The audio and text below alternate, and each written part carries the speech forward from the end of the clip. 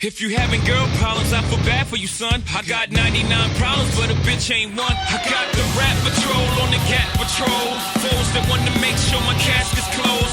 Rap critics that say he's money cash holes. I'm from the hood, stupid, what type of facts are those? If you grew up with hoes in your zapper toes, you celebrate the minute. Welcome to Trashy Ring Attire. I'm BD. And I'm Q. And it's time to get trashy. After a long time, yep. After a long time again, yeah. Well, not that long. I think we were on in August, I'm pretty sure. Yeah, we were. We were on in August. But a lot has happened since then. Definitely. Let's just go. The thing is, I think we're going to agree on a lot of that stuff. I don't really even have anything specific to say about NXT other than Bayley almost made me cry. That doesn't happen a lot. Well, but she's I think she's hit every single emotion. She's gotten fans to emote every possible way. Yeah. And I don't think that there are many wrestlers who can say they've done that. So yeah. Was super stoked. I think and Asuka, as usual, just blows me away. And I figured as soon as I saw Sasha and Charlotte and Becky at ringside that I knew what way it was going to go. And I started going like, oh, this is going to be like one of the 4 times in my life in wrestling that'll make me cry. The Ric Flair retirement was one of them too. Well, Of course, that only lasted a little while before it made it irrelevant. But yeah, no, that was amazing. I really liked the shift in Bayley's style for that match too. Oh, definitely. She's gotten aggressive as hell. She's like this incredibly stiff worker, which was not the case. I want to say, before that Brooklyn match last year, it was definitely not the case. No. And it was there was a very clear escalation between her Dallas match and her Brooklyn 2 match. And the thing that I would use to describe Bayley is generous, and in the way that I mean, she had the history of Brooklyn to play off of last year. She has the fact that everybody kind of at least suspects that it's her last match. Mm-hmm. They didn't really need anything other than that. Yeah. And yet on top of that, they threw in an escalation from the last match that was just very noticeable, even just watching them wrestle. Yeah, definitely. Which was really cool. Joe's jaw made me hurt. Oh, Jesus Christ. That one shot near the end there where he's waiting for Nakamura to go up to the rope and knee him in the back of the head, and he just looks like he's crying holding his jaw. And I was like, he legit let out a guttural cry. It looked like he was actually crying. Yeah, I think so too. And that looked, I said, man, he is either the best salesman in the world or he is really hurt. And hopefully it wasn't too bad at that point, because Nakamura then proceeded to kick him in the face again. Yep. But most people seem to not have that as their match of the year candidate. Very good match. Everybody seemed to pretty much universally love it. Yeah. But I don't know. I think that might be my match of the year candidate. What, Joe and Nakamura? I think so. It's certainly up there. There's a lot of stiff competition. But... No, that's easily, because I don't think they've actually... If you actually watch that match from beginning to end, you'll notice that they hit every single type of match you could possibly go through. They had a technical point. There was a stiff point. There was a point where they were doing some risky ass shit. I mean, it was amazingly it's kind of like they took you on a journey. Yeah. Throughout every type of professional wrestling style. So I don't think there's a match that can actually top that, which is really a big compliment, because this year has had a good number of matches. Yeah. Yeah. Well, and the other interesting, and the announcers did sort of mention it, but I found it kind of a missed opportunity that they didn't play into it more, is that, the originator of strong style in the US is Joe. Yeah. A long time ago, certainly not in his WWE days, but even though they didn't play into it with the buildup of the match, they certainly played into it in the match. Definitely. Which I thought was awesome. Everybody loves Nakamura, but I really can't understand how awesome I thought Joe was in that match. Oh, definitely. Joe is... I think Joe is the only legit guy I can see going over Brock Lesnar clean. Yeah, I know. I would say Joe or Owens would be the two that I could see getting the most out of that. Yeah. Should mention as well, I also watched. I loved Aries and No Way Jose too. Oh, definitely. That was such an understated match. Yeah. And like that wasn't a bad match on the card. Don't get me wrong. Loved It was my first opportunity to see. What's her name? Amber Moon. Yeah. That off the top rope stunner is bananas. She's gonna be the one to go over Asuka. Yeah, maybe I'd watch the hell out of that match. Yeah, definitely. And that I should mention too. I think I mentioned in a previous episode that I have a friend now who used to watch wrestling in like its peak days in like the late '90s, who's watched all these NXT specials now. And we watch this, and we watch this one, and it's true for me too. There's not really a lot of wrestling shows these days I watch top to bottom. And that's not to say that the regular WWE pay-per-views aren't getting better. They are. But these shows, not only can I watch them top to bottom, but I get excited for the next one. Oh, definitely. Like, are Joe and Nakamura going to fight again? What happens when Ember Moon finally makes it to Asuka? So the entrance for Nakamura was amazing. Yeah, I could spend the whole time talking about that show. Yeah, I mean, there are a couple of there's only one nitpick that I've had from NXT, and it's Bobby Roode's finisher. Everything else about Bobby Roode in general, just like everything about him has been amazing. Like he's fantastic. Yeah. But that finisher, Jesus, so underwhelming. It sounds like a very WWE fanboyish thing to say, because I've never been the biggest fan of Roode. It's not that I'm not happy to see him, but he's never topped any kind of list for me.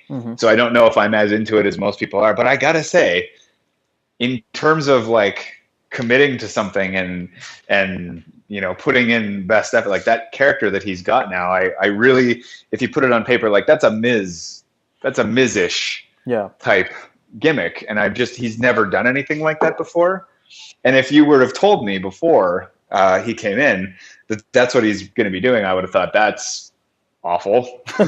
Don't not an awful idea, but for Bobby Roode, it's a horrible idea. But I will say, holy cow, he rolled right into that. And he's never done anything like that before, so very impressive. And that song was in my head for fucking days. Oh, I'm sure you're not the only one. It's funny because I think what Brooklyn 2 has established more than anything is that I think a lot of people were worried that NXT was kind of ransacked of its top level talent, but I think that we've seen now that it's replenished and the brand is going to be just fine, if not excel. I think the replenishing is almost part of what makes it work. Yeah, you can't get bored of somebody in NXT. No, I'm almost going the other way on it now. Where as cool as it is to see somebody like Bayley graduate, I still prefer to see people on NXT because I enjoy them more on NXT than anywhere else. Well, I think she's still part of the road tour right now. Is she? So the house shows that NXT are doing, I think Bayley's still a part. I mean, I could be wrong, but she's being advertised heavily on them. So there you go. Mean, that's a good thing. Maybe she'll tag with Asuka and still have some pretty decent matches. Now, let me ask you this: as somebody who dabbles in the music world, I have found, and I don't think I'm the majority of this, or maybe I am. I don't know. That most live musical performances in wrestling are horrible. Tend to not. Yeah. Can you? What are the good ones that you can remember? So Living Color, when they played CM Punk to WrestleMania. Yep, for sure. When they had Motorhead play Triple H down. I'm not really a big Motorhead guy, but I know that was a fun thing to watch. Yeah. When they had that band that played the DX theme play them down. Oh, yeah. That was really good. But I don't think any of... And as good as those performances were, I don't think any of them really caught the magic of Nakamura's entrance. No, that was amazing. Yeah, that was just phenomenal. It was so unique. It was so perfect for Nakamura. I don't necessarily think there's anything that guy can do wrong right now. No, and that's been a long time since I've thought that about somebody. Yeah. I mean, okay. I think one other thing that I think Brooklyn has taught WWE, or should have taught them, is that don't run SummerSlam in the same arena as you ran, what probably one of your best top to bottom shows that you ever ran in your history, 2 nights prior. Yeah. Definitely. Was it 2 nights? No, it was the night before. Oh, it was. Yeah, it was Saturday. Right. You're right. My mistake. Yeah, the night before. That's even worse. Yeah, that's way worse actually. So, I mean, overall, I thought SummerSlam was pretty horrible. Yeah, there was nothing really good out of that. Well, see, I liked Cena Styles. I thought that was a great match. Yeah, that was a fantastic match, and Cena even held his own in that match, which makes me finally. And we don't say that very often. No, not at all. So this makes me feel like maybe Cena is actually improving to the point where it's at least a little significant. Yeah. So I don't mind seeing Cena now. I actually am. I'm not going that far, but I get where you're going. Well, I mean, if he's putting over people like AJ Styles, I'm fine with it. He still has merit in the company in the fact that he's his name. His name is valuable. So when you put someone over him clean, it means a lot. I can't imagine anyone else holding the type of ground that AJ Styles has right now. No one in the roster really has that. In the main roster. Yeah. And AJ kind of needed this. Yeah. He didn't need it to get over or stay over, because he is, even though I don't want to say they've tried their best not to make it so, but he's lost almost everything he's been in since he got here. Yeah, pretty much. And he's managed to stay. So he needed this. And what an exciting proposition that you use something like that to get to the world title, which is Ambrose. And now we get to see Ambrose and Styles. And that's going to be amazing. We talked about this a bit. That's going to be nuts. I'm so it's funny because I'm residing in Richmond right now. Yes. Or close to it, and that pay-per-view is going to be in Richmond. I had no idea that was the case until a couple of weeks ago.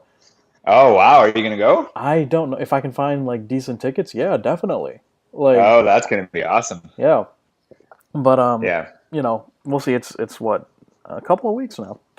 I think it's next Sunday. Not this upcoming one, but next Sunday. I know, because I have to do more Trashy Ring Attire opens now. What did you think of Charlotte and Sasha? I know that Sasha being gone is never good, but what did you think of the match itself, just out of curiosity? I thought it was good. It wasn't great. Definitely not up to potential. No, it wasn't as good as their Monday Night Raw match. But I think a lot of that also has to do with Sasha kind of dropping her. She needs to stop dropping herself on her neck. I know, yes. I know it's it's just one of those things where some people are able to do it, but no, the human anatomy is not capable of taking that type of bump several times throughout a career. No. I mean, not a long career, and I'd like Sasha Banks to have a long career. But it was fine. It was odd that it was so early up in the card, especially given that six woman tag match was You were about to say 6 Diva, weren't you? No, I was actually remembering. Damn it. I got daughters. I got I know. The whole women's revolution actually means something. When it's not being shoved down our throats. Yes. But it was weird because it felt like the women's division pinnacle of that night that they were trying to build was the return of Nikki Bella, which was odd. Surprise! I'm not surprised. Well, no, it's not surprising. I mean, it's not really surprising. It's disappointing. Yeah. Which was actually my my entire analysis of SummerSlam comes down to the fact that it wasn't necessarily a bad pay-per-view, as far as matches go, but the production and the order of the matches, the presentation was just horrendous. And odd choices too. Yeah. I would say, even I was going to equate Ziggler Ambrose to that too, something that I expected to be extremely good. I really liked the build for it. It was understated. It was, it had an element of suspense to it. It had a different edge to Ambrose that we hadn't seen at least in a while. Yeah, so I was expecting to like that match the most. But I thought it kind of felt like Charlotte and Sasha did in that way.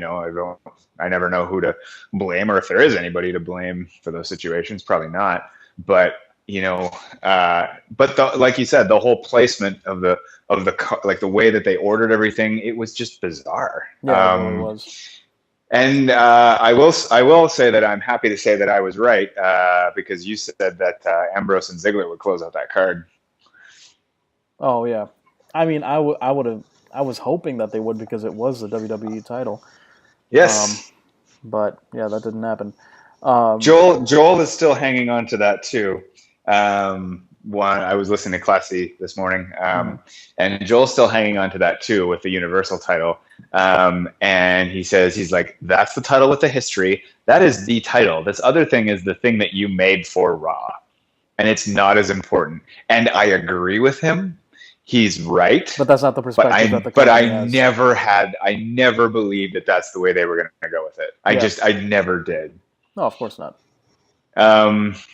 It was interesting because, like, I don't know if you remember, like, SummerSlam. Now this is the second SummerSlam in a row, and I think this is going to be routine now, where it's just the oddest pay-per-view of the year. It's not necessarily the worst. But it's definitely the strangest. You remember last year when they had Stewart interfere in that Cena Rollins match, God. and then like the ending of the Taker Lesnar match, and it was just, and it's the same thing this year. Like the ending, the Lesnar Orton ending was really weird. It wasn't necessarily. I don't even know if I can call it good or bad. I think we need to let some time pass. But like, it was weird. The interference of God, what matches had some odd ass interference? Like the Biggie coming in and like disqualifying New Day and beating up the club. This is like fucking dusty finishes here and there. Just nothing made sense. Rusev and Reigns like ending in a no contest for no apparent reason. Like nothing really made any sense. Well, there's only a couple other real points about SummerSlam to hit now that we've covered that it sucked in general. But like, start with this one for me. Mm-hmm. What was the point of Lesnar and Orton? Because I couldn't really figure it out. The Classic guys made a half decent point, which was that I shouldn't say half decent. Those poor guys. They made a decent point, but they said, well, they want to be able to say that Lesnar has gone over everybody, like Cena, Undertaker, that he's gone over absolutely everybody. Mm-hmm.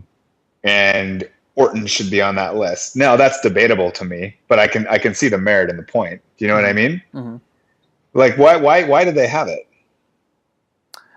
I think it was just to get Lesnar on the card, and there was no other big name that they could put on there without seeming redundant.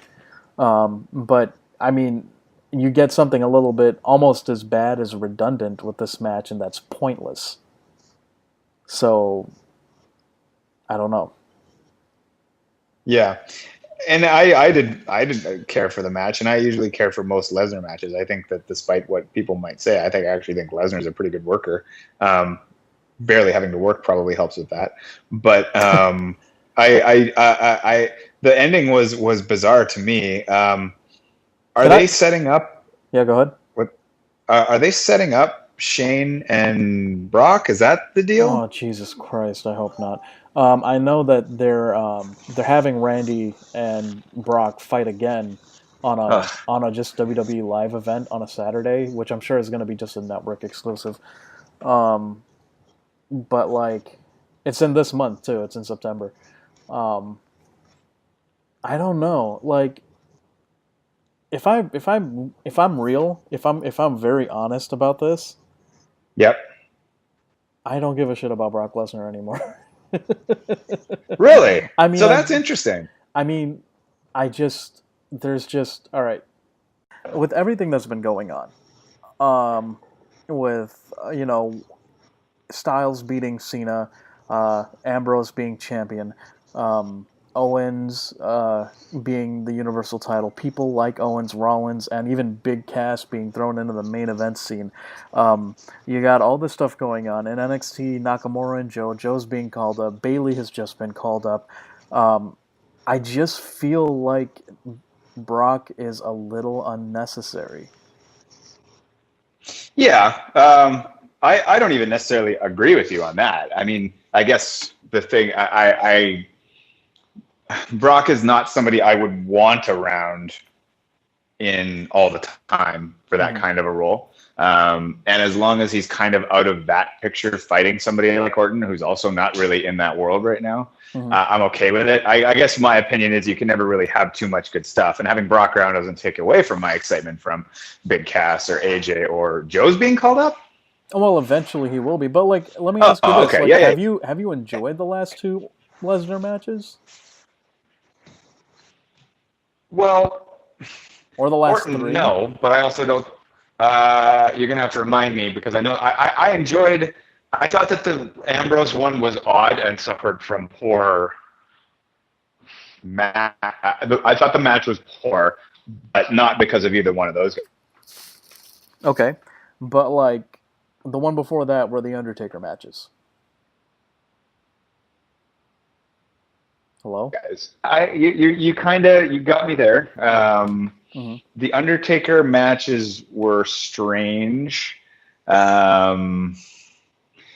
And I feel like a lot of that. See, now I'm backpedaling. Now you're making me think about it. But I never wanted Undertaker rematches because the first one was horrible until the last 3 seconds, which was when the referee was counting 1, 2, 3. But yeah, no, I don't disagree with you on that. I think I was excited about the Ambrose one. I liked Lesnar and Ambrose and Roman. I thought that those were really good. I thought those three played off each other great. I think there's a place for Brock. I don't think I'm excited to see him fight Randy Orton because number one, I know the end result. We've talked about that. That there's no reasonable expectation. Like I'm more bored with Orton than I am with Lesnar. Let me put it to you like that. What I don't know. What do you think? Who would you be more bored with if you could get rid of either Lesnar or Orton? Who would you get rid of?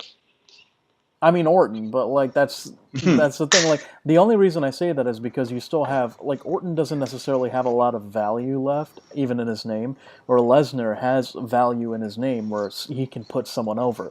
However, I think they're they've prolonged that so much that at this point it's just stale. Get somebody over him. I don't want to see him until WrestleMania. I think that this is a way to get Lesnar. This is a way to get Brock to Mania. But I kind of didn't mind Brock just squashing Randy for the same reason I didn't really mind. I kind of liked him squashing Cena. I know it's 2 years later, but number one, it kind of means that Randy is never really going to get high up the card again, which I like. That's a plus, and it means that whoever takes out Brock is going to be pretty much made. And I know the Brock thing seems drawn out, but let's not remember he's maybe had 2 or 3, 4 opponents in the last 2 or 3 years. He's not on the show all the time. And yeah, I like I said, I don't think I minded it. That's not saying the match was any good. It certainly wasn't. But Randy is also not. So Randy makes for an entertaining opponent to Brock in the same way that I think Cena did. In that it's not that it's going to be a great match, but watching him throw Orton around the fucking ring and Orton struggle for offense is not really all that bad. And maybe that's just me because of my personal preference, because I've despised watching Orton for years. Well, I mean, I get why you're saying that, but the novelty of that's already been done, though. It has. I also didn't know they were doing a rematch. Yeah, and at this point, but they did a rematch with Cena too, and that's the thing. It's at this point, I think they just don't have anything for Brock to do. They're afraid, and you might be right about that. And they're afraid to really book someone over him. But I think they just need to pull the trigger. You need to see that. I don't know. I don't know if they are afraid of that or if they're just necessarily waiting for that. I think that they may not know who to do it with. Because I think when they're finally done with Brock, Mhm.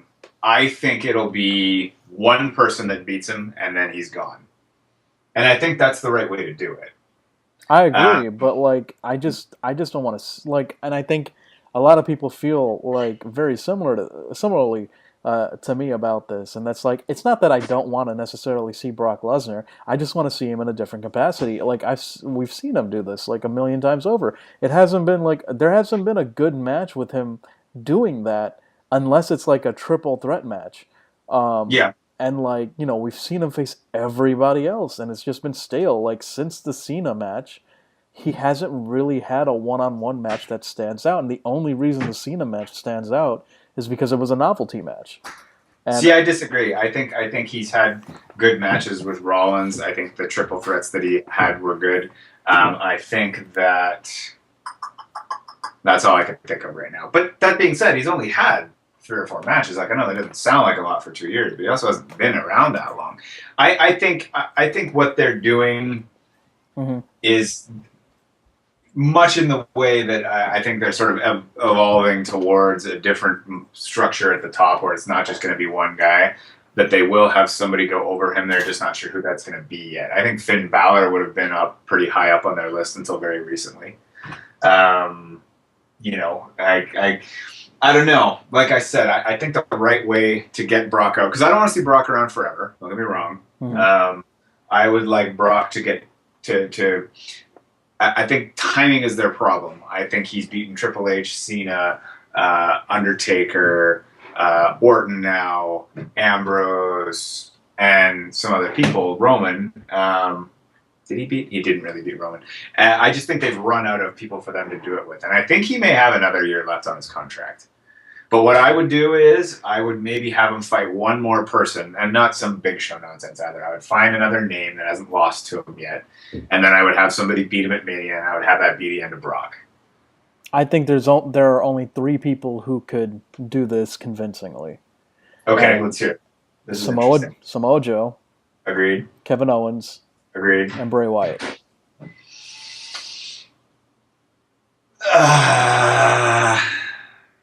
See, I don't disagree with Bray, but I don't fully agree with it either. And mind you, he's the It third. would do a lot for Bray though.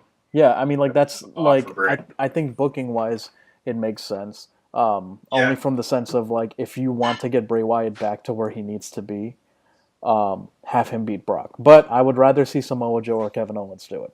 Yeah, I think so too. I do think Finn Balor or Seth or Dean. I would throw any of those 3 in there. For a while, I think we were both pretty certain it was going to be Roman. Well, Like, also Nakamura. I should add Nakamura to that list. Yeah, I would throw him on that list too. Well, and those 2 are buddies too. Yeah, exactly. So that would actually be kind of nice to see. That'd be amazing. Yeah, I would be down for a Nakamura Lesnar match where Lesnar does the job for Nagas. But I mean, And like, this is where I think you know they want to make Lesnar's resume as impressive as humanly possible until that happens. And as long as he's the only person that he's beaten that I didn't necessarily agree with is Ambrose, and it wasn't even that I didn't necessarily agree with it. I just didn't like how it happened. yeah. And I still don't understand why they did that. I mean, But- the Punk thing you can let slide because Punk actually almost had Lesnar Yep. beat, Yep. and he would have beat him if it wasn't for Heyman. Well, and had things turned out differently, I would have liked to have seen a similar thing with Bryan. That's true. Bryan and Brock. So I'm not complaining as long as Brock's resume consists of these old people who I don't particularly care to see anymore. No disrespect to Undertaker, but that I'm not particularly keen to see get any kind of a push. These guys, you know, I think that's why I maybe enjoyed the Brock thing similar to most. Like after 10 years of John Cena, it's very cathartic to see somebody come in and say, if I had stayed here, John Cena would be carrying my fucking bags, and have that guy throw Cena around the ring for 20 minutes. I don't know if I'd have exposed my young daughters to it. No, I'm just kidding. I totally would have. I think as long as it's just like that, like Orton absolutely makes sense as a victim for Brock to me. Now, that being said, that doesn't make the match great. And I wouldn't have put it as the main event. That's for damn sure. Yeah, definitely. And, we'll see. I mean, I'm not necessarily I haven't soured on Lesnar. Maybe I should rephrase what I said. It's not that I don't care to see Brock Lesnar. I just would like to see something a little bit refreshing. And I thought the Ambrose thing was going to be kind of refreshing. Me too. It wasn't. And it's You're disappointing. Right. But, we'll see where he goes from here. I wouldn't mind seeing a few people... say our list is of 3 people. I wouldn't mind seeing Brock eke out some victories on some newer guys. Yeah. Like maybe Wyatt or even like Joe. Yeah. As long as somebody that makes sense gets him at the end, because now it is getting streak-like in the way that, especially because he is the one that ended the streak. Whoever beats Brock, they could have done very little with that after that, but they had him go straight to the Cena thing.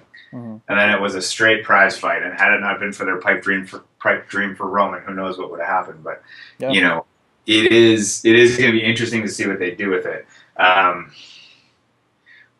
But I'm kind of with you on the Randy rematch. I don't particularly need to see that. So let's move into the Finn Balor thing. Finn had debuted the last time we talked. Yes. Didn't love this match. Don't really even know what it was. I'm sure the crowd chanting for that awful belt had something to do with it. But I don't know. We'll start with just the match itself. What did you think of that? 3 out of 5 stars. I know they have better in them, that's for sure. Yeah, I mean, I think that's the thing. Compared to maybe just a standard WWE match, it was a good match. Compared to what these two can do, it was subpar. Now, I do think that the crowd took a little bit out of that. But although you and I got a tiny victory out of that, the Classy guys did not jump on the whole stop booing the men and enjoy the match. Yeah. They did not go on that little bandwagon this time. They were with us, or where I knew we would be, which is nice. It's like watching your kids grow up. Yeah, exactly. So good job, guys. And this gets into a different discussion that we'll go into in a second. But Finn is hurt. There's really nothing else to say about that than it sucks. Horrible timing. Excited that he might be back by WrestleMania. Yeah. They could kind of do it like a re-debut. And he'll have that same momentum. It's kind of an interesting thing hearing people talk about Seth Rollins like he's dangerous now. Oh, you mean to wrestle with?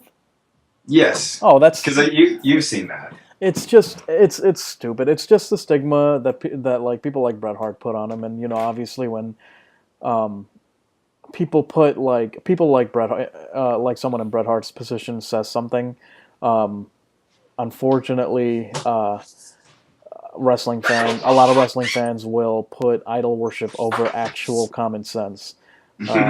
You know what I mean? I 100% agree. You can very much tell that Bret Hart, every time he brings up Seth Rollins, he talks about Goldberg. So, you can tell there's, a very large portion of subjectivity to that and bias when he brings up Seth Rollins. Bret has added fuel to the fire there, or started it. Yeah. You could make that. But that being said, numbers-wise, Seth has injured a few people now. And people tend to jump on that because it's happened in a short period of time. However, Seth has also had many years of his career where he's never injured anybody. Yeah. So I don't know, it's just my opinion, but I don't think Seth Rollins is a dangerous wrestler. He's never hurt anybody before last year that I've ever heard of. Sting and Finn both came out and said, Seth's not dangerous. You're all nuts. Yeah.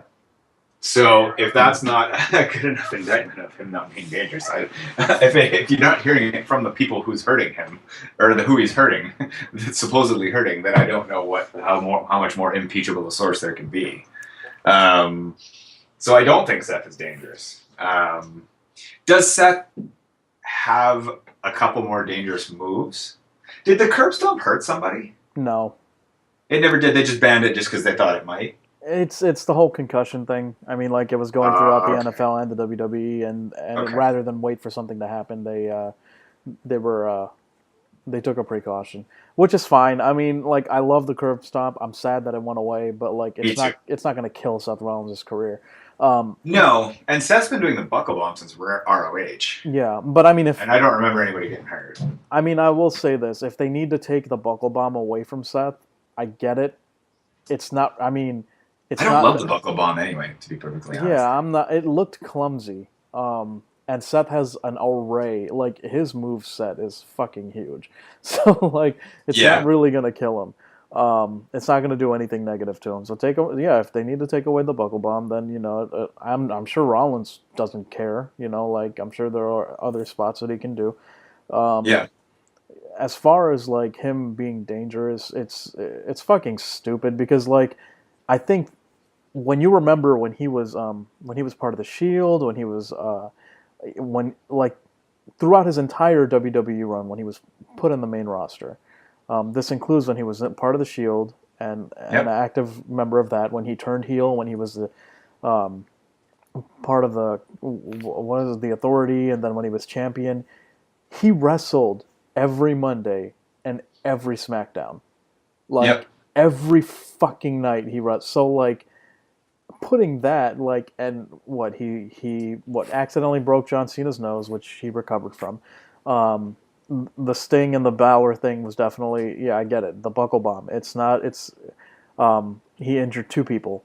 So that's 3 people in total after wrestling night after night after night, like more so than I think any other main eventer on the roster while he was active. I think he's fine. Like, I think the stigma is very much just that, just a stigma, and it doesn't really, it really has no real credibility to it. Yeah. Okay. I agree. So no more Balor, and then they had the main event, the Fatal 4-Way,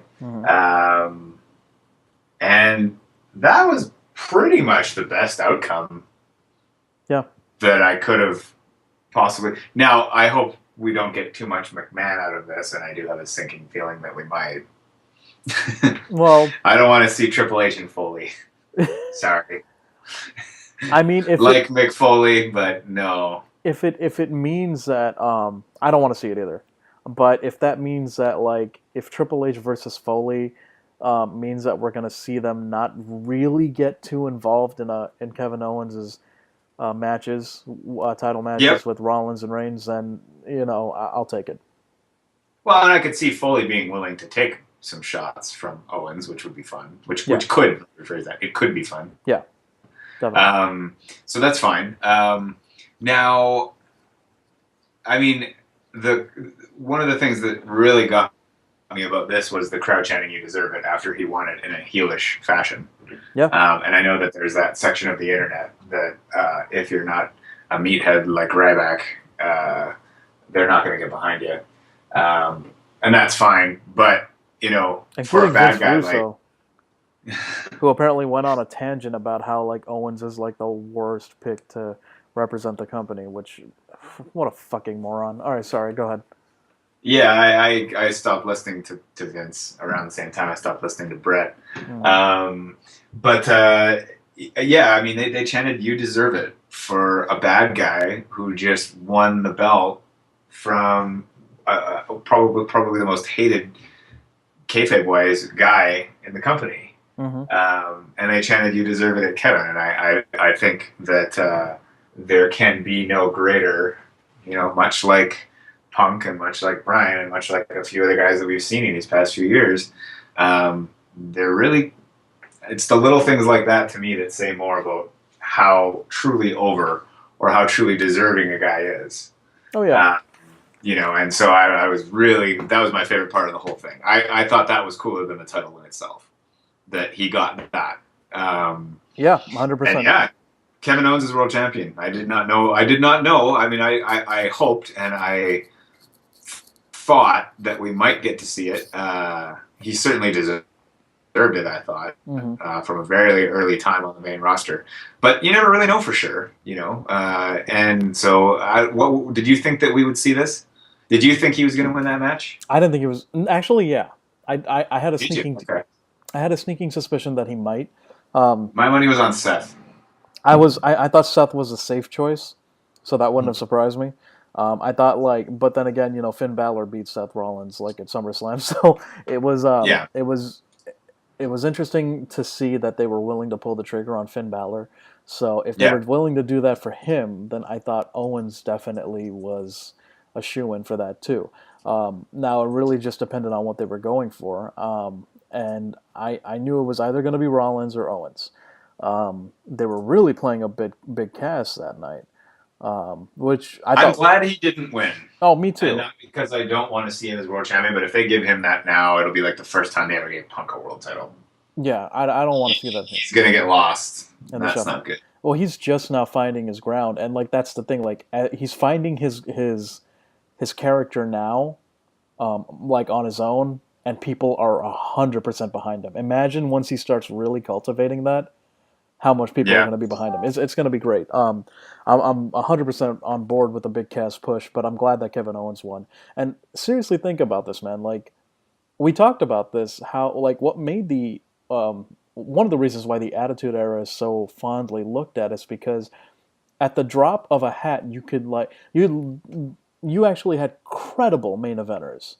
So at the drop of a hat, you can put the title on half a dozen guys on the roster, and you wouldn't have blinked. You wouldn't have ever questioned, well, why does I know obviously Austin and The Rock were the top two guys on the roster, but you wouldn't have blinked. Oh, why does Kurt Angle have the belt? Why does Undertaker or Triple H or Kane or Mankind? There was all these really credible main eventers, and we're seeing that again now. And I think Kevin Owens winning the belt, Finn Balor winning the belt, is establishing that. And I think that's fantastic, because not only does this mean that you have that weight of main eventers in the title picture. Oh. Yeah. Okay, I mean, you can disagree with me, but no, we're good. He was just enthusiastically agreeing with you. Oh, okay, well that's good. Not only do you have the weight of main eventers in the title picture, but you also have that same weight and merit in second tier or third tier matches on a pay-per-view card. Yeah. So Roman Reigns versus Seth Rollins, not for the title, or when Kevin Owens, let's say when he doesn't have the belt, you can have him, Kevin Owens versus Seth Rollins without the belt, still holds that same main event feel. And that's fantastic. I love that. Yeah. The other thing I kind of want to point out about the Kevin Owens thing before we move on to that is, before we move on to the belts, I really want to ask you what you think about the belts. The Kevin Owens, is a list of champions that we've had in the past couple of years, like Seth, who's smaller, like Dean, who's not traditional, like Punk, like Bryan. Yeah. They've never done a fat guy before. And I think that is fantastic. Yeah. I don't mean that in a bad way towards him at all. I mean, if Kevin Owens' body type is what leads him to wrestle the way he does, then I think everybody should look like Kevin Owens on a wrestling show. It doesn't take away anything from it for me, particularly when you can do some things that Kevin Owens can do. Yeah. So this is the first time they've done that. I haven't seen that a lot. And maybe that's just because people are used to WWE being as progressive as they are these days in their thinking, or getting more progressive anyway. Mm-hmm. But for somebody who's been watching it for 20 years, it still strikes me as wow, they actually did that. Good for them. Yeah. And I think you had made a similar point to Nakamura, the guy who speaks broken English, whose style, just style in general, wrestling style, personal style, even just the way he moves, was not anything that was over in the States before he got there. Yeah. He got that over on his own. Definitely, and he's been here 6 months and they put the belt on him. So, they've been making some steps. And that's one thing that stuck out about the Kevin Owens thing for me, which I thought was awesome. So, along the same lines, what do you think about that Universal title? I mean, I hated it whenever it was premiered. It didn't take away from the match itself. I mean, now I'm over it, but it's not the best looking belt. I mean, The SmackDown women's belt looks way better. The Raw women's belt looks way better. Yeah. The WWE belt looks way better. Yeah. That the fucking belt looks like a Laffy Taffy. The Universal belt. But then again, I mean, like, maybe that's just the gimmick of it, like a fucking Universal belt. You know, Yeah. I guess it should look kind of ridiculous. But Yeah. that's just me. How about you? I hate the belt too. It's very rare that I've hated both the name and the look of a belt. And I mean, what an aborted start. They have the name that everybody hates, and then they have a belt that everybody hates, and then the first guy that they have when it gets hurt, can't defend it even once. And then that is not going to help Kevin Owens. That's not to say that he's doomed to failure. He's not. But it's certainly not going to help. I mean, I know they hate backtracking on stuff, but it would be, if from the way they played the Triple H Owens thing, Owens did not know Triple H was going to help him. Yeah, so, I would have Owens come out on Raw and just be like, hey, thanks for the help. Can you get rid of this fucking thing and give me a real belt, please? And just find a funny way to do it, and then that's the way they get out of it. Just admit you made a mistake. Just call it the Raw World Championship. Yeah. I mean, I don't see why. And the SmackDown World Championship. I've heard some complaints about that because I think SmackDown has some belts with an actual SmackDown name in it. Mm-hmm. And I've heard some. What is that? The SmackDown Tag Team titles, I think. And the SmackDown Women's title. Yeah. So, but that's what it is. It's the women's belt that's on SmackDown. That's the simplest name they could have for it. Exactly. Yeah. These titles are not supposed to have stupid names like Universal or something like that. Mm-hmm. For mid-card, it's not that easy because you need to be able to call it something, So U.S. and Intercontinental is fine. Exactly. Yeah. But World and Universal is stupid. Yeah. Raw Women's and SmackDown Women's makes sense. Raw Tag Team and SmackDown Tag Team makes sense. That's the show that they're on. That's the belt. So that doesn't bother you at all. No. Yeah. Now, what do you think about the Raw belts and the SmackDown belts kind of looking quite a bit like each other in most cases? It doesn't bother me. No, that doesn't bother me. I actually don't mind it. No. I don't love... I think you could probably make the belts blue and red without actually making the whole thing blue and red, like they've done with some of them. Overall, though, I don't mind them. Yeah, if you look at the SmackDown Women's belt, it's actually a white belt with the blue, in the middle. Yeah, I like that. Yeah, that design was amazing. I don't know why they didn't try to do that with the Universal belt, but Yeah. I mean, and that's another thing that upset me is that Rollins went on Twitter and started chastising fans who talked about the belt during the whole match, and then there was this whole fucking vocal movement against the Brooklyn fans, which is why are you guys should be pissed at the design team and the company? You offered up a product that sucked, and it sucked so much that it took away from the match. So that's not the fault of the fans. I 100%. I was kind of surprised to see Seth going that way, unless he was trying to come off as a heel. Yeah. But if he, I don't know if he was or not, but yeah, I mean, what else do you say about that? Seth Rollins went the classy ring attire direction. Even the classy ring attire didn't go the classy ring attire direction. Yeah, exactly. So, wow, I think we covered just about everything. Just about everything. Glad to see Bayley on the main roster. That's going to be a lot of fun. Yep. Did you like the Bayley New Day stuff? Oh, yeah. Lots of fun. Me too. It was cute. Okay, so I think that we can do our main thing now. Okay. Not exactly sure how long this is going to take. I'll let you sort of intro this little thing here. So, in an effort to promote not only the SmackDown brand, but also the segment... the post SmackDown show called Talking Smack on the network, they had an exchange between The Miz and Daniel Bryan, where The Miz. I mean, do I have to rehash this? There was the promo. Everybody. No, I think everybody saw it. Yeah. I just mean, so I in early conversations that we had, you'd indicated that this worked for you. It worked for me, but not in the sense that how it worked for everyone else. But I want to get your thoughts on this first. Okay.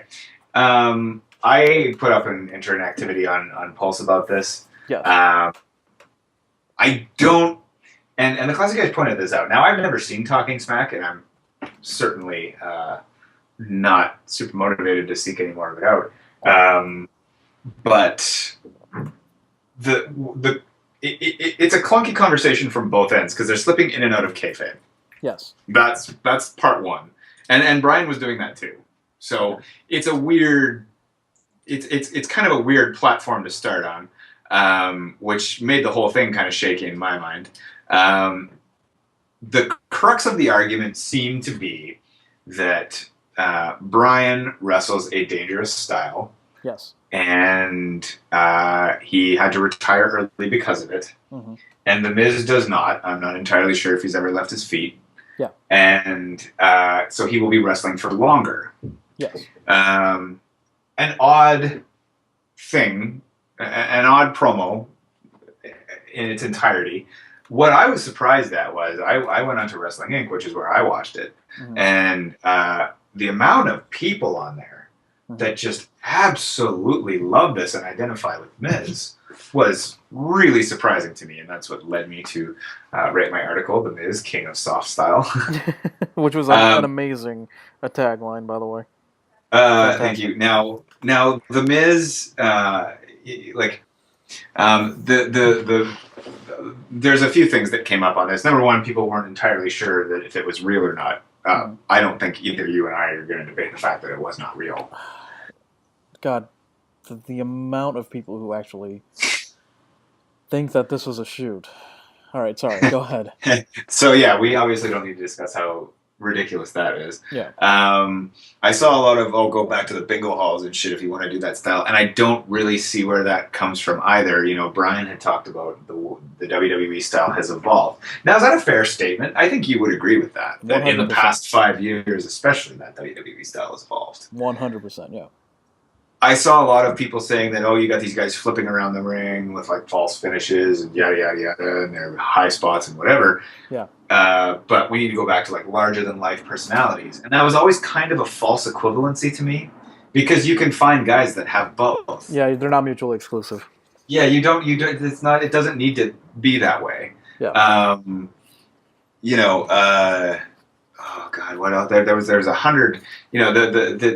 The promo itself that they were stating that the Miz did great. And I made the point of just like, okay, what was your favorite part? Was it the part where the Miz essentially admitted that he wrestles the most boring match imaginable, so that he can lengthen a career that's so boring that no one wants to see it?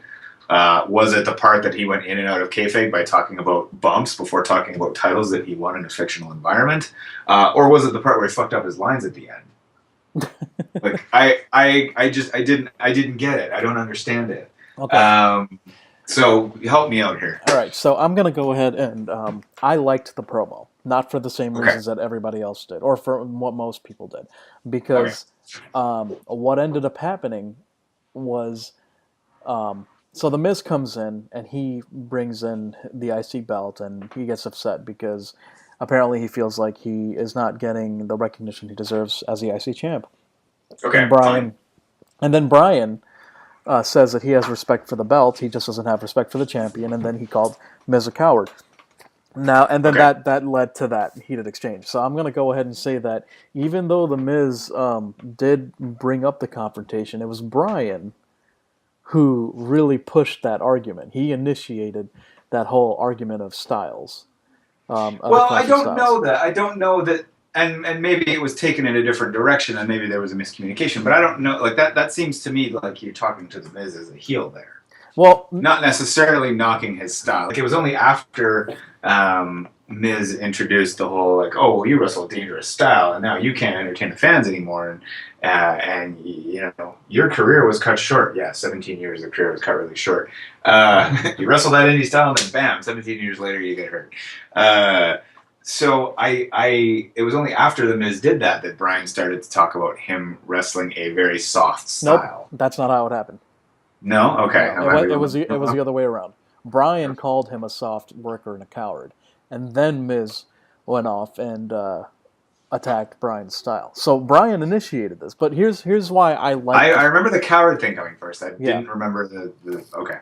Yeah, the coward thing sprung from the soft style thing. So he actually brought up the soft style. And that's when Miz retorted. But the thing that I liked about this is because, so it's very much, you've noticed that Bryan is right. The landscape of the WWE and the roster is shifting. Yeah. People are going for better wrestling. If you want to call it higher risk, I just call it maybe working a little stiffer, working better matches, more realistic matches. More exciting matches. Better matches. More exciting matches, a lot of fun. So that whole playing it safe, like there are a lot of workers who are part of that. I guess I don't want to call it a generation, but I guess the batch of WWE superstars who were part of the soft style. Because they were told to work that way or whatever. They For sure. they didn't know how to work any way else. I'm not trying to excuse them. I'm just saying like there's a batch of them. Miz is part of it. I understand. Miz is part of it. Sheamus is part of it. Barrett is part of it. I can go on and on. But the people of that particular batch who are still part of the roster right now are out of place, and it's like on a real level, not just on a kayfabe level, but on a real level.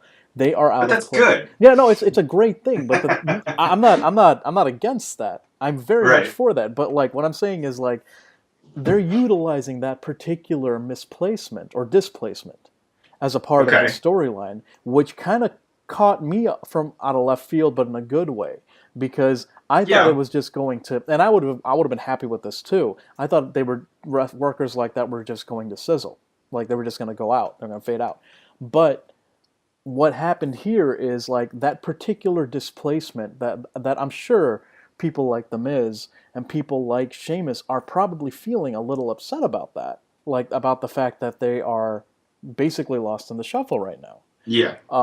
There's frustration there. You know what I mean? For better or worse. I understand that. For better or worse, whether and you and I don't necessarily like see any issues with that because we get better wrestling out of it, and that's fine. But like that frustration is shown in this promo. Now, what I liked about this promo is that like The Miz represented those soft workers, those bad the poor promo workers that WWE pushed a while ago and that are displaced right now perfectly. He was angry, he was frustrated, he was very much yelling, he seemed insecure. So he played that, whether he meant to or not. He represented that very well. So when I saw The Miz, that's fine. Yeah. And Daniel Bryan did the did the thing that made that promo perfect. And that's he felt that particular personal like attack of like why doesn't he wrestle in bingo halls if he loves wrestling so much, which probably hid an insecurity for him personally. He represented the workers very well. Like the new class of WWE talent that are actually really good workers all around. He represented that well until him personally, Daniel Bryan, was attacked on a note that only affects him right now, which is that he's injured and he had to retire. And he left. That's what made the promo really powerful to me, and I felt like this really has potential. Not for The Miz, but for Daniel Bryan. Now, can you imagine Daniel Bryan feeling this way and taking it out on The Miz? Like, not necessarily from a physical standpoint, but from a general manager standpoint, really laying it in. And the crowd loves it because they hate The Miz. But eventually that resentment is going to turn into workers who are like him, who haven't been forced to retire. Like, can you imagine Daniel Bryan as a heel general manager who is just spiteful? Like, eventually that slow burn turn. That's what I thought. Like, at the end of that promo, that's what I got from it. And it just made me, like, excited to watch Daniel Bryan as an authority figure. Even more so. That's all fine, and that's all well and good. But at the end of that, if he's going to be playing any kind of general manager and The Miz is on the other end of that, what good are you going to get out of that? Well, what good is anybody going to get? Because it has to be a slow heel turn. Like how I would book this personally, and maybe this is just me being like speaking from my own my own perception, is you have Daniel Bryan take it out on The Miz, and the crowd loves it. You know what I mean? Because The Miz is The Miz. You know, everybody hates The Miz. you eventually make him you eventually he loses the IC title, or maybe he doesn't lose the IC. He doesn't even have to lose the IC title. I mean, I'd like it if he did, but maybe he doesn't. Whatever. Like Daniel Bryan Yeah. fucks with the Miz for like a month or two. You know what I mean? Okay. But eventually it gets to be a little cruel, where to the point Yeah. where most people might even start feeling a little sympathy for the Miz, or at least saying like, this isn't really Daniel Bryan, not the one that we're used to. But Daniel Bryan eventually just feels resentful of the fact that there are these new wrestlers, these new batch of wrestlers that he has opened the door for, but he can't be a part of that because his heart is in wrestling, not as an authority figure. But so he utilizes that as an authority figure to basically take out that insecurity and that resentment out on people like Dean Ambrose, out on people like AJ Styles, out on people like Dolph Ziggler. You know what I mean? I just think that like this has a lot of potential for Daniel Bryan, and that's why I got excited about the promo. I could care less about what happens to the Miz, except for like his role towards Daniel Bryan. But I really want to see Daniel Bryan because I love Daniel Bryan. I love seeing him on camera. I love it when he talks. I think that like this might add a really, really new dimension to his character. Yeah, that part's all fine. I mean, to me, a lot of the stuff that I saw was pretty pro Miz. A lot about how Miz earned this and Miz earned that, and how Miz needs a push. And they talk like the Miz has never the Miz never had a push. That's obviously not the case. No, the Miz has been a main event of WrestleMania. Now, you can talk about how that was booked and whatever, but he was there for a while. And I guess the same question that I would ask is the same one I asked of Ryback that we've had. Please name one good Miz match. Well, Just not one that John Morrison hasn't carried him over. No, there is not. Well, or Bryan. There was one where Bryan flew around the ring like a maniac and failed effort to make the Miz look credible. There's one where the Miz could barely keep up with a 62-year-old future heart attack victim. Yeah, I mean, I get where you're coming from, BD, but like I think you're talking about how the fans are taking this, like the majority of fans who are very pro Miz, but they're short-sighted. I mean, it's very short-sighted, like they are. They're talking about the Miz is getting this push. The Miz isn't going to get a push. Like he had a promo with Dolph Ziggler, like on SmackDown. Well, you know what I mean? And that's more for Dolph's benefit than the Miz. Well, and I think I suppose that this carries over into the whole. In a lot of ways, it's interesting when you talk about the evolution of WWE. I thought to WrestleMania weekend where I spent 4 days with Joel, and there really wasn't a whole lot that we really disagreed on. And Joel's probably the one I disagree with the most in our little clique, but there really wasn't much. But then the Miz won the IC belt on Monday, and he loved it, and I was like, this doesn't make any sense to me. The Miz still has that belt, and he just beat Apollo Crews. Yeah, that didn't make any sense to me either. Well, then that's sort of what I mean, and I suppose that was my thing to those fans, and I realize you're not those fans. Yeah. And I mean, I'm going to try to get on Classy to talk about them with it. Yeah. But, if those are your best Miz matches, the ones I mentioned, then fine. But you then have to admit that the bar for a good Miz match could not be lower if it were at the bottom of the Mariana Trench. So that's all fine. So that is interesting. I'll like I said, I'm going to try to get on CRA at some point to talk to them about this. Because the Miz was one of the very first things that we ever talked about. Yeah. And we haven't had a good back and forth about a single subject like this in a while because things have been good. So I would look forward to doing that. So, I mean, and that's fine. Like, again, like if you look at this perspective as something that'll help Daniel Bryan as an authority figure, as his role as a general then manager, I don't have any complaints about it. Yeah, that's how I looked at it. Like, I never looked at this as a push for the Miz. I mean, short term wise, he might get a benefit out of it, definitely. But like, you have to understand, like, one promo is not going to make or break somebody, is not going to build somebody who sucks as much as the Miz. I mean, it's just not. It's not going to do it. Like CM Punk, the reason the pipe bomb promo put him on a platform, but he had to hold himself on top on that platform. Like, it wasn't just because of that promo that he was like a WWE champ. He was talented enough to keep himself up there for that long. Well, and the Miz though, this was a good promo. But more for the sake of how Daniel Bryan is going to come out of this. Well, and I think a lot of people that I read on the comments were equating it to the pipe bomb too. The difference is people wanted to see Punk in a big profile before pipe bomb, and there wasn't exactly a clamoring for the Miz before his little bomb pipe, the reverse of a pipe bomb. So yeah, I mean, hopefully Miz doesn't get anything out of this. He'll I get mean, a. I have a theory that, we were mentioning all the guys that aren't there anymore that wrestled Miz's kind of style. I have a theory that the ones that are left are only left because they held a world title at some point. Like, I can't really think of an explanation as to why Miz and Jack Swagger are still around. Jack Swagger's still around? Yeah, and Miz was the less entertaining part of Mizdow, and they released the guy that actually made it entertaining. Yeah, and not the Miz. Yeah, So whatever. Anyway, interesting to see what kind of feedback I'll get because I have a second part of that article going back up, and yeah, just to see where they go with that story. So you made me talk about the Miz. So before we close out here, I'm going to make you talk about TNA for a second. Oh, Jesus Christ. Can we make this short? Yes, I've not watched, nor am I going to. Mm-hmm. But I just thought that you would like to know that since Final Deletion, which we talked about, that Jeff Hardy is now also broken. He's now broken brother Nero. Yeah. And I thought you might be excited to know that Final Deletion 2 is coming. Fantastic. Because now the Broken Hardys are fighting the Decay. And it is called Delete or Decay, and it airs next week. So, look forward to that. I'm probably going to watch it for the sake of... Isn't that terrible? Because I thought the same thing. Oh, Jesus. Yeah. I mean, I'm probably going to watch it because...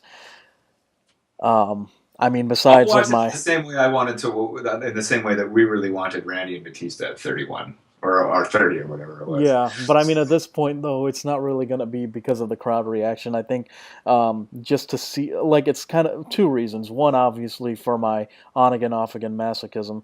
Yes. But, like, obviously the second one is there's fun in watching a car crash when you don't... Like, when no one really gets hurt in it. It's just...